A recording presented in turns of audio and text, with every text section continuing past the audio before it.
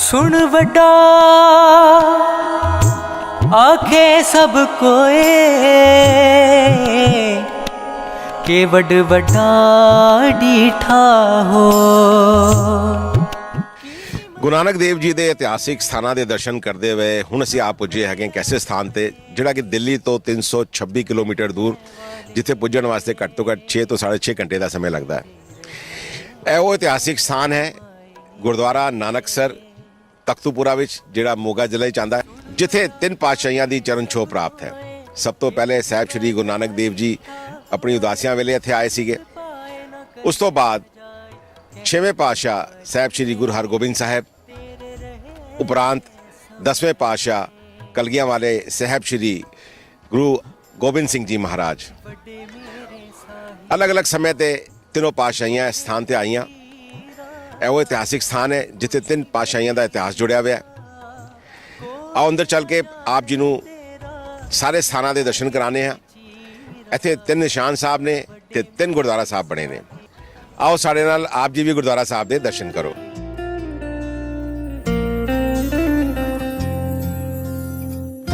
ਛੱਡੀ ਨਾ ਕਦੇ ਮੇਰੀ ਬਾਂ ਬਾਬਾ ਨਾਨਕਾ, ਛੱਡੀ ਨਾ ਕਦੇ ਮੇਰੀ ਬਾਂ ਬਾਬਾ ਨਾਨਕਾ। ਬਖਸ਼ ਦੇਵੀ ਮੇਰੇ, ਬਖਸ਼ ਦੇਵੀ ਮੇਰੇ, ਬਖਸ਼ ਦੇਵੀ ਮੇਰੇ ਤੂੰ ਗੁਨਾਹ ਬਾਬਾ ਨਾਨਕਾ। ਛੱਡੀ ਨਾ ਕਦੇ ਮੇਰੀ ਬਾਂ ਬਾਬਾ ਨਾਨਕਾ। ਗੁਰਦੁਆਰਾ ਨਾਨਕਸਰ ਵਿੱਚ ਹੁਣ ਸਭ ਤੋਂ ਪਹਿਲੇ ਆਪ ਜੀ ਦਰਸ਼ਨ ਕਰ ਰਹੇ ਹੈਗੇ ਹੋ ਉਸ ਸਥਾਨ ਦੇ ਜਿੱਥੇ ਇੱਕ ਸੁੰਦਰ ਗੁਰਦੁਆਰਾ ਸੁਸ਼ੋਭਿਤ ਹੈਗਾ। ਇਹ ਗੁਰਦੁਆਰਾ ਹੈ ਪਹਿਲੀ ਪਾਤਸ਼ਾਹੀ ਦਾ, ਸਾਹਿਬ ਸ਼੍ਰੀ ਗੁਰੂ ਨਾਨਕ ਦੇਵ ਜੀ ਦਾ। ਤੂੰ ਹੀ ਦੁਨੀਆ ਵਾਲੀ ਐ ਖੇਡ ਰਚਾਈ, ਤੂੰ ਹੀ ਦੁਨੀਆ ਵਾਲੀ ਐ ਖੇਡ ਰਚਾਈ। ਹਰ ਡੁੱਬਦੀ ਵੇੜੀ ਤੂੰ ਪਾਰ ਲੰਘਾਈ, ਪਾਰ ਲੰਘਾਈ। ਸਵੱਲੀ ਰੱਖ ਮੇਰੇ ਤੇ ਵੀ, ਸਵੱਲੀ ਰੱਖ ਮੇਰੇ ਤੇ। ਸ਼੍ਰੀ ਗੁਰੂ ਨਾਨਕ ਦੇਵ ਜੀ ਜਦੋਂ ਇਸ ਜਗ੍ਹਾ ਤੇ ਆਉਂਦੇ ਨੇ, ਇੱਥੇ ਉਦੋਂ ਭਰਥਰੀ ਆਪਦਾ ਰਾਜ ਭਾਗ ਛੱਡ ਕੇ ਜੋਗੀ ਹੋ ਚੁੱਕਿਆ ਸੀ।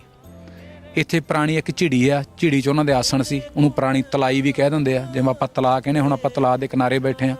ਇਹ ਦੂਜੇ ਛੋਟੀ ਮਾਤਰਾ 'ਚ ਕੋਈ ਚੀਜ਼ ਬਣੀ ਆ ਤਾਂ ਉਹਨੂੰ ਤਲਾਈ ਕਹਿ ਦਿੰਦੇ ਨੇ। ਉਹ ਤਲਾਈ 'ਤੇ ਬੈਠੇ ਸੀ।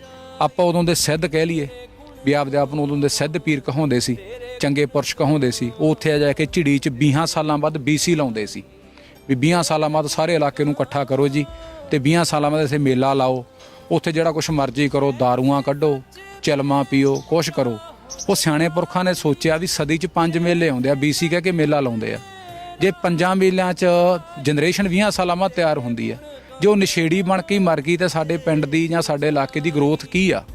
ਸਿਆਣੇ ਪੁਰਖਾਂ ਨੇ ਸੋਚ ਕੇ ਇਹਨੂੰ 40 ਮੁਕਤਿਆਂ ਦੀ ਯਾਦ ਨਾਲ ਜੋੜਤਾ। ਉਦੋਂ ਦਾ ਇੱਥੇ ਮੇਲਾ ਭਰਦਾ। ਉਹ ਜਿਹੜੀ ਗੱਲ ਹੋਈ ਸੀ ਗੁਰੂ ਨਾਨਕ ਦੇਵ ਜੀ ਨਾਲ ਇੱਥੇ ਭਰਥਰੀ ਦੀ, ਭਰਥਰੀ ਨੂੰ ਗੁਰੂ ਨਾਨਕ ਦੇਵ ਜੀ ਨੇ ਉਪਦੇਸ਼ ਦਿੰਦਾ ਦੱਸਿਆ ਵੀ ਭਾਈ ਤੂੰ ਆਣਾ, ਤੂੰ ਸਾਰੀ ਜ਼ਿੰਦਗੀ ਜਿਉਂ ਹੀ ਬੈਠਾ ਹੈ, ਪਰ ਤੇਰੀ ਸਾਰੀ ਜ਼ਿੰਦਗੀ 'ਚ ਇੱਕ ਅਧੂਰਾ ਕਾਰਜ ਪਿਆ ਵੀ ਇੱਕ ਜੂਨਾਗੜ੍ਹ ਦੀ ਰਾਜਕੁਮਾਰੀ ਆ, ਉਹਦੇ ਨਾਲ ਤੇਰੇ ਸੰਜੋਗ ਆ। ਕੀ ਤੂੰ ਉਹਦੇ ਨਾਲ ਸੰਜੋਗ ਬਣਾ ਲੇ ਜਾਂ ਹਜੇ ਬਣਨੇ ਆ? ਕਹਿੰਦੇ ਜੀ ਹਜੇ ਬਣਨੇ ਆ, ਪਰ ਉਹ 'ਚ ਤਾਂ ਇੱਕ ਘੜੀ ਦਾ ਸਮਾਂ ਹੈ ਵੀ ਉਦੋਂ ਕੌਣ ਪਹੁੰਚਾ ਸਕਦਾ ਜੀ। ਉਹ ਜਿਹੜੇ ਉਹਦੇ ਸਿੱਧਨਾਥ ਸੀਗੇ ਜਿਨ੍ਹਾਂ ਕੋਲੇ ਉਹ ਆਪ ਹੋਇਆ ਵਾ ਸੀ, ਉਹਨਾਂ ਦਾ ਚੇਲਾ ਭਰਥਰੀ, ਉਹਨਾਂ ਨੂੰ ਪੁੱਛਿਆ ਗਿਆ ਵੀ ਤੁਸੀਂ ਜੀ ਕੋਈ ਆਪਦੀ ਰਿੱਧੀ ਸਿੱਧੀ ਨਾਲ ਸਾਨੂੰ ਜੇ ਉੱਥੋਂ ਤੱਕ ਪਹੁੰਚਾ ਸਕੋ, ਪਰ ਉਹ ਮੁਨਕਰ ਹੋਏ। ਉਹਨਾਂ ਨੇ ਹੱਥ ਬੰਨੇ ਵੀ ਨਹੀਂ ਜੀ ਸਾਥੋਂ ਇਹ ਗੱਲ ਨਹੀਂ ਹੋ ਸਕਦੀ। ਪਰ ਜਿੰਨੀ ਕੁ ਮੈਨੂੰ ਮੱਤ ਆ, ਮੈਂ ਆਪਦੀ ਮੱਤ ਅਨੁਸਾਰ ਬੋਲ ਕੇ ਦੱਸ ਸਕਦਾ, ਜਾਂ ਜਿੰਨਾ ਕੁ ਮੈਂ ਵਾਚਦਾ ਉਹਨਾਂ ਅਨੁਸਾਰ ਦੱਸ ਸਕਦਾ ਵੀ ਮਹਾਰਾਜ ਨੇ ਸੁਰਤ ਦੇ ਨਾਲ ਉਹਨੂੰ ਜੂਨਾਗੜ੍ਹ ਪਹੁੰਚਾਇਆ ਵੀ ਭਾਈ ਤੂੰ ਸੁਰਤ ਨਾਲ ਆਪਦੀ ਨੇਤਰ ਬੰਦ ਕਰ, ਸੁਰਤ ਨਾਲ ਪਹੁੰਚ ਕੇ ਦੇਖ, ਤੂੰ ਪਹੁੰਚ ਸਕਦਾ। ਤੇਰੀ ਸੁਰਤੀ ਬਿਰਤੀ ਇੰਨੀ ਉੱਚੀ ਹੈਗੀ ਆ ਜੇ ਤੂੰ ਕਹਿਣਾ ਵੀ ਤੂੰ ਦੁਨੀਆ ਦਾ ਲਾਲਚ ਛੱਡ ਚੁੱਕਿਆ। ਇਸ ਕਰਕੇ ਉਹ ਇੱਥੇ ਆ ਕੇ ਗੁਰੂ ਨਾਨਕ ਦਾ ਭਗਤ ਬਣਿਆ। ਰਾਜਾ ਭਰਥਰੀ ਜਿਹਨੂੰ ਆਪਾਂ ਕਹਿੰਦੇ ਆ, ਤੇ ਭਰਥਰੀ ਹਰੀ ਜੋਗੀ ਵੀ ਹੋ ਗਿਆ ਬਾਅਦ 'ਚ ਉਹ।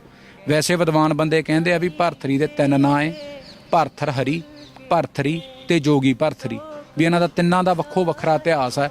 ਉਦੋਂ ਬਾਅਦ ਇੱਥੇ ਆ ਕੇ ਪਿੰਡ ਨੇ ਇਹ ਸੋਚਿਆ ਵੀ ਜਦੋਂ ਮੇਲਾ ਲੱਗਦਾ ਤਾਂ ਇਹਨਾਂ ਦਾ ਸਥਾਨ ਵੀ ਚਾਹੀਦਾ। ਤਾਂ ਸ਼੍ਰੀ ਗੁਰੂ ਨਾਨਕ ਦੇਵ ਜੀ ਦੇ ਨਾਂ 'ਤੇ ਇੱਕ ਛੋਟਾ ਜਿਹਾ ਦਮਦਮਾ ਉਸਾਰਿਆ ਗਿਆ, ਜਿਹਨੂੰ ਆਪਾਂ ਵੱਡੀ ਮੱਟੀ ਕਹਿ ਲਈਏ। ਉਹਨੂੰ ਦਮਦਮਾ ਦਾ ਨਾਂ ਦੇ ਕੇ ਉਸਾਰਿਆ ਗਿਆ। ਹੌਲੀ ਹੌਲੀ ਸਮਾਂ ਦੀ ਸਮਾਂ ਗਰੋਥ ਹੁੰਦੀ ਗਈ। ਫਿਰ ਉਹਦੀ ਦਰਬਾਰ ਦੀ ਸੇਵਾ ਹੋਈ। ਪਹਿਲੀ ਵਾਰ ਸੰਗਤ ਨੇ ਆਪਦੇ ਬਾਲ ਬੂਤਨਾ ਸਾਰੇ ਇਲਾਕਿਆਂ ਦੇ ਨੇ ਕਰਵਾਈ। ਉਦੋਂ ਬਾਅਦ ਇੱਥੇ ਚੰਗੇ ਪੁਰਸ਼ ਪੈਦਾ ਹੋਏ, ਦਰਬਾਰੀ ਦਾਸ ਜੀ ਲੋਪੋ ਸੰਪਰਦਾ ਵਾਲੇ, ਉਹਨਾਂ ਨੇ ਵੀ ਇੱਥੇ ਸੇਵਾ ਕਰਵਾਈ। ਜਿਵੇਂ ਕਹਿ ਲਓ ਕੀਰਤਪੁਰ ਸਾਹਿਬ ਦੇ ਦਰਬਾਰ ਦਾ ਤੇ ਗੁਰਦੁਆਰਾ ਤਖਤੂਪੁਰਾ ਸਾਹਿਬ ਦੇ ਦਰਬਾਰ ਦਾ ਪਾਤਸ਼ਾਹ ਪਹਿਲੀ ਦਾ ਨਕਸ਼ਾ ਇੱਕੋ ਜਿਹਾ, ਕਿਉਂਕਿ ਇੱਕੋ ਮਹਾਂਪੁਰਸ਼ ਨੇ ਇਹਨਾਂ ਦੀ ਸੇਵਾ ਕਰਵਾਈ ਹੈ। ਉਹਨਾਂ ਨੇ ਵੀ ਸੰਗਤਾਂ ਨੂੰ ਇੱਥੇ ਨਾਮ ਦੇ ਨਾਲ ਜੋੜ ਕੇ ਗਾਂ ਗੁਰਬਾਣੀ ਦਾ ਉਪਦੇਸ਼ ਦਿੱਤਾ। ਬਾਬੇ ਨਾਨਕ ਦੀ ਵੀ ਇਹੀ ਕੋਸ਼ਿਸ਼ ਰਹੀ ਵੀ ਜਿੰਨਾ ਚਿਰ ਭਰਤਰੀ ਤੂੰ ਇਹ ਪਿੰਡ ਤੇ ਕਾਬਜ ਰਹੇਗਾ ਭਾਈ, ਤੇਰੇ ਆਖੇ ਲੱਗਦੇ ਆ ਲੋਕ, ਤੂੰ ਗੁਰੂ ਨਾਨਕ ਦੇ ਸ਼ਬਦ ਨਾ ਜੋੜੀ, ਤੂੰ ਅਕਾਲ ਪੁਰਖ ਦੀ ਬਾਣੀ ਨਾ ਜੋੜੀ, ਤੇ ਇੱਥੇ ਮਨਮੱਤਾਂ ਤੋਂ ਹਟਾਈ, ਧਾਗਿਆਂ ਤੇ ਵੀਤਾਂ ਤੋਂ ਹਟਾ ਕੇ ਜੇ ਛਪੜੀ ਦੀ ਜਾਂ ਇਹ ਤਲਾਈ ਦੀ ਤੂੰ ਮਾਨਤਾ ਕਰਾਉਣੀ ਚਾਹਣਾ ਤਾਂ ਲੋਕਾਂ ਨੂੰ ਇੱਥੋਂ ਸੱਚ ਸੁਣਾ ਕੇ ਗੁਰਬਾਣੀ ਸੁਣਾ ਕੇ ਮੋੜੀ। ਫਿਰ ਸਾਡੇ ਕੋਈ ਕਾਲਜੇ ਨੂੰ ਠੰਡਕ ਪਹੁੰਚੂ। ਜੇ ਤੂੰ ਕਹਿਣਾ ਤੂੰ ਸਾਡੇ 'ਚ ਸਾਰਾ ਕੁਝ ਦੇਖਦਾ, ਫਿਰ ਤੂੰ ਸਹੀ ਉਪਦੇਸ਼ ਦੇਈਂ, ਝੂਠ ਦਾ ਉਪਦੇਸ਼ ਦੇ ਕੇ ਨਾ ਇੱਥੋਂ ਕਿਸੇ ਨੂੰ ਤੋਰੀ, ਨਾ ਕਿਸੇ ਨੂੰ ਤੂੰ ਗੁੰਮਰਾਹ ਕਰੀ। ਬਾਬੇ ਨਾਨਕ ਦਾ ਇਸ ਨਗਰ 'ਚ ਆਉਣ ਦਾ ਧੰਨ ਭਾਗ ਅਸੀਂ ਮੰਨਦੇ ਹਾਂ, ਨਗਰ ਵਾਲੇ ਇਲਾਕੇ ਵਾਲੇ ਮੰਨਦੇ ਹਾਂ ਵੀ ਉਹ ਸਾਡੇ ਇੱਥੇ ਇਲਾਕੇ 'ਚ ਆ ਕੇ ਸਾਡੇ ਇਲਾਕੇ ਨੂੰ ਪਾਕ ਤੇ ਪਵਿੱਤਰ ਕਰਕੇ ਗਏ। ਆਸੇ-ਪਾਸੇ ਫਸਲਬਾੜੀਆਂ ਪਸ਼ੂ ਢਾਂਡੇ 'ਚ ਸੁੱਖ ਸ਼ਾਂਤੀ ਵਰਤਦੀ ਆ, ਜਦੋਂ ਪਤਾ ਵੀ ਇਹ ਗੁਰੂਆਂ ਦੀ ਧਰਤੀ ਆ। ਸੋ ਸਾਨੂੰ ਸੰਤੁਸ਼ਟੀ ਹੁੰਦੀ ਹੈ। ਵਾਹਿਗੁਰੂ ਜੀ ਕਾ ਖਾਲਸਾ, ਵਾਹਿਗੁਰੂ ਜੀ ਕੀ ਫਤਿਹ।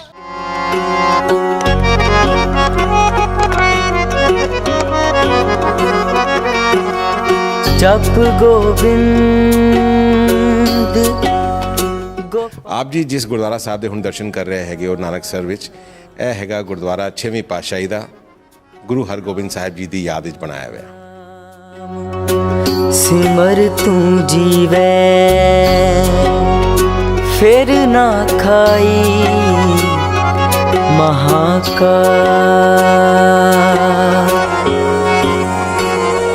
ਬਿਨ ਗੁਰ ਪੂਰੇ ਨਾਹੀ ਉਧਾਰ, ਬਾਬਾ ਨਾਨਕ ਆਖੇ ਇਹੋ ਵਿਚਾਰ, ਬਿਨ ਗੁਰ ਪੂਰੇ ਨਾਹੀ ਉਧਾਰ।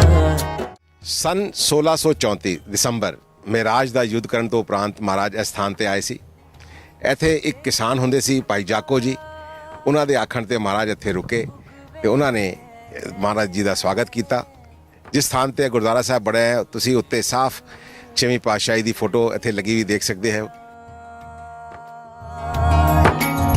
ਇਤੇ ਜਾਣਨ ਹੁੰਦਿਆਂ ਪਾਤਸ਼ਾਹ ਛੇਵੀਂ ਸ੍ਰੀ ਗੁਰੂ ਹਰਗੋਬਿੰਦ ਸਾਹਿਬ ਜੀ ਮੀਰੀ ਪੀਰੀ ਦੇ ਪਾਤਸ਼ਾਹ ਸਾਡੇ ਕੋਲੇ ਆਪਣੇ ਸਾਂਢੂ ਭਾਈ ਕੀ ਡਰੋਲੀ ਇਹਨਾਂ ਦੇ ਰਹਿੰਦੇ ਸੀ। ਉੱਥੇ ਕਾਫੀ ਚਿਰ ਰਹਿਣ ਤੋਂ ਬਾਅਦ, ਮਹੀਨਾ ਸਵਾ ਮਹੀਨਾ ਵੀ ਕਿਹਾ ਜਾਂਦਾ, ਉਦੋਂ ਬਾਅਦ ਇੱਥੇ ਸਾਡੇ ਕੋਲੇ ਆਏ ਨੇ। ਇੱਥੋਂ ਗਾਂਹ ਲੰਘ ਕੇ ਜਫਰਨਾਮਾ ਸਾਹਿਬ ਇੱਧਰ ਨੂੰ ਭਾਈ ਰੂਪੇ ਨੂੰ ਜਦੋਂ ਆਪਾਂ ਠੰਡੇ ਜਲ ਦੀ ਸਾਖੀ ਸੁਣਦੇ ਹਾਂ, ਉਸ ਵੇਲੇ ਦੀ ਗੱਲ ਇੱਥੇ ਸਾਨੂੰ ਇੰਨੀ ਕੁ ਸਾਬਤ ਹੁੰਦੀ ਆ ਵੀ ਇੱਥੇ ਭਾਈ ਕੀ ਡਰੋਲੀ ਤੋਂ ਸਾਡੇ ਕੋਲੇ ਛੇਵੇਂ ਪਾਤਸ਼ਾਹ ਆਏ ਆ, ਸਮੇਤ ਘੋੜੇ ਦੇ ਇੱਥੇ ਆਏ ਆ, ਸਮੇਤ ਫੌਜਾਂ ਦੇ ਆਏ ਆ।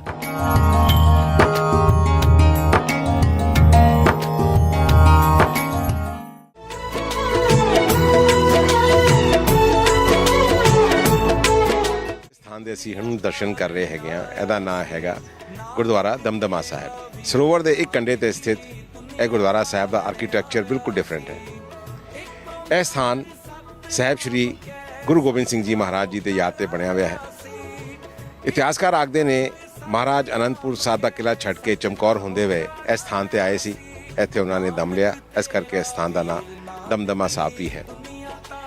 ਇਸ ਸਥਾਨ ਤੋਂ ਮਹਾਰਾਜ ਅੱਗੇ ਚੱਲ ਕੇ ਜਿਸ ਸਥਾਨ ਤੇ ਗਏ ਸੀਗੇ ਉਹਦਾ ਨਾਂ ਸੀਗਾ ਦੀਮਾ। ਦੀਮਾ ਦੇ ਅੰਦਰ ਇੱਕ ਗੁਰਦੁਆਰਾ ਸਾਹਿਬ ਬਣਿਆ ਹੋਇਆ ਹੈ ਜਿਹਨੂੰ ਗੁਰਦੁਆਰਾ ਜ਼ਫਰਨਾਮਾ ਸਾਹਿਬ ਆਖਿਆ ਕਰਦੇ ਨੇ।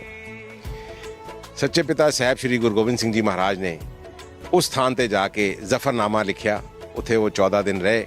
ਉਪਰੰਤ ਉਹ ਜ਼ਫਰਨਾਮਾ ਉਹਨਾਂ ਨੇ ਔਰੰਗਜ਼ੇਬ ਨੂੰ ਭੇਜਿਆ, ਐਸਾ ਇਤਿਹਾਸ ਦੱਸਦਾ ਹੈ। ਖੇਤੀ ਕਰਦਾ ਬਾਣੀ ਪਾਤਸ਼ਾਹੀ 10ਵੀਂ ਸ੍ਰੀ ਗੁਰੂ ਗੋਬਿੰਦ ਸਿੰਘ ਸਾਹਿਬ ਸਾਡੇ ਕੋਲੇ ਗੁਰੂ ਗੋਬਿੰਦ ਮਾਰਗ ਤੋਂ ਹੁੰਦਿਆਂ ਲੰਮੇ ਜੱਟਪੁਰੇ ਤੋਂ ਇੱਥੇ ਆਏ ਅੰਕਿਤ ਹੁੰਦੇ ਨੇ ਗ੍ਰੰਥਾਂ ਮੁਤਾਬਕ। ਇੱਥੇ ਵੀ ਉਹ ਸਵਾ ਮਹੀਨਾ ਡੇਢ ਮਹੀਨਾ ਰਹਿ ਕੇ ਉਹਨਾਂ ਨੇ ਵੀ ਪ੍ਰਚਾਰ ਕੀਤਾ। ਇੱਥੇ ਉਹਨਾਂ ਨੇ ਵੀ ਕਥਾ ਕੀਰਤਨ ਕਰਵਾਇਆ ਜਾਂ ਕੀਤਾ। ਇੱਥੇ ਉਹ ਵੀ ਆ ਕੇ ਜਗ੍ਹਾ ਨੂੰ ਪਵਿੱਤਰ ਤੇ ਪਾ ਕਰਕੇ ਗਏ ਨੇ। ਅਸੀਂ ਨਾਨਕ ਤੇਰਾ ਵੀਰ ਨਾਨਕੀ ਦੁਨੀਆ ਤਾਰਨ ਆਇਆ ਸੀ, ਨਾਨਕ ਤੇਰਾ ਵੀਰ ਨਾਨਕੀ ਦੁਨੀਆ ਤਾਰਨ ਆਇਆ ਸੀ।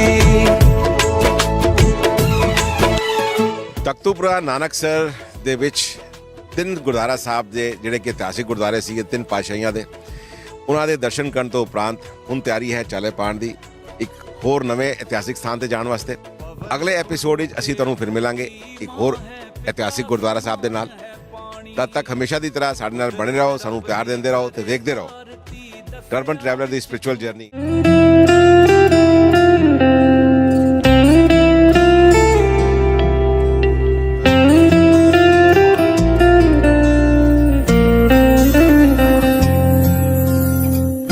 ਛੱਡੀ ਨਾ ਕਦੇ